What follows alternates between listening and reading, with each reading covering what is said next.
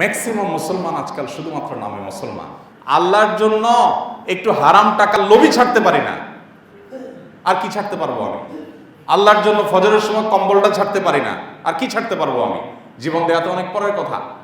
আল্লাহর জন্য আমার কাছে হারামের হাতছানি আছে, আমি অবৈধ পথে টাকা কামাই করতে পারতেছি, কিন্তু আল্লাহর জন্য আমি করে দেবো, আমি খাবো না, আমি নেবো না। একটা চাকরি আমার অনেক গুরুত্বপূর্ণ আমার জন্য, আল্লাহর জন্য প্রয়োজনে সেই চাকরি আমি ছেড়ে দিব, ওটার লোভ আমি ছেড়ে দিব। এতটুকু স্যাক্রিফাইস তো আমরা করতে পারি না।